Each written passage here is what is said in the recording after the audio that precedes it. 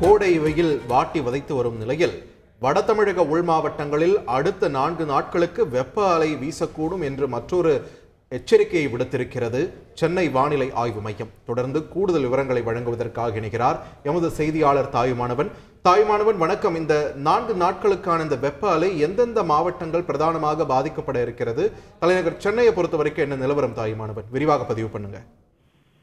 மன்னார் வளைகுடா மற்றும் அதனை ஒட்டிய பகுதிகளின் மேல் ஒரு வளிமண்டல கீழடுக்கு சுழற்சி என்பது நிலவி வருகிறது. இதன் காரணமாக இன்று முதல் வருகின்ற 1ஆம் தேதி வரை கன்னியாகுமரி மாவட்டத்துல ஓரிரு இடங்கள்ல லேசான மழை பெய்யக்கூடும் என்றும், மற்ற மாவட்டங்கள் அதாவது தமிழகத்துடைய மற்ற மாவட்டங்கள் புதுவை மற்றும் காரைக்கால் பகுதிகளில் பெரும்பாலும் வறண்ட வானிலை நிலவக்கூடும் என அறிவிப்பு என்பது வெளியிடப்பட்டிருக்கிறது.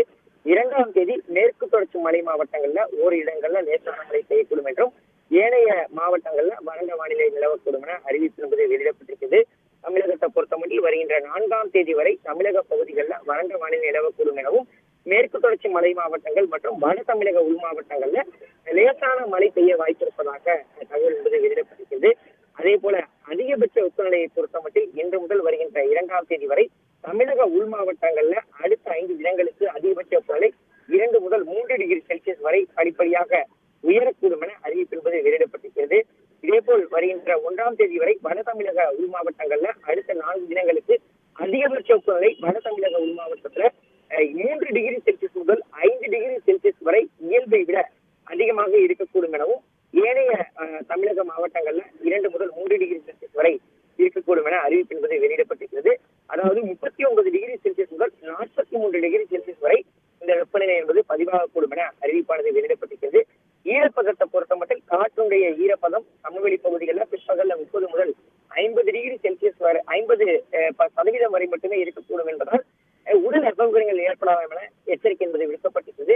இதேபோல் வெப்பநிலையை பொறுத்த மட்டும் 30ஆம் தேதி வரை வட தமிழக மாவட்டங்கள்ல உள் மாவட்டங்களில் ஓரிடங்கள்ல இந்த வெப்ப அலை என்பது வீசக்கூடும் என அறிவிப்பானது வெளியிடப்பட்டிருக்கிறது. அதிக வெப்பநிலை மற்றும் அதிக ஈரப்பதம் இருக்கும் போது தமிழக மாவட்டங்கள் புதுவை மற்றும் காரைக்கால் பகுதிகளில் உடல் அசௌகரியங்கள் ஏற்படலாம் என அறிவிப்பானது வெளியிடப்பட்டிருக்கிறது. சென்னை மற்றும் புறநகர் பகுதிகளை பொறுத்த மட்டும் அடுத்த 48 மணி நேரத்திற்கு வானம் மேகமூட்டத்தில் காணப்படும் என்றும், அதிகபட்ச வெப்பநிலை என்பது 36 அல்லது 37 டிகிரி செல்சியஸை ஒட்டியும், குறைந்தபட்ச வெப்பநிலை என்பது 27 அல்லது 28 டிகிரி செல்சியஸ் என்ற அளவில் இருக்கக்கூடும் என அறிவிப்பானது வெளியிடப்பட்டிருக்கிறது. மீனவர்களுக்கான எச்சரிக்கையை பொறுத்த மட்டும் இன்று மற்றும் நாளை லட்சத்தீவு பகுதிகளில் சூறாவளி காற்று மணிக்கு 40 முதல் 45 கிலோமீட்டர் வேகத்திலும் இடையிடையே 55 கிலோமீட்டர் வேகத்திலும் வீசக்கூடும் என்பதால் குறிப்பிட்ட இந்த பகுதிகளுக்கு மீனவர்கள் மீன்பிடிக்க செல்ல வேண்டாம் என வலியுறுத்தப்பட்டிருக்கிறார்கள். நன்றி தாயுமானவன், உங்களுடைய விரிவான தகவல்களுக்கு. செய்திகளை உடனுக்குடன் தெரிந்து கொள்ள உடனே சப்ஸ்கிரைப் பண்ணுங்க.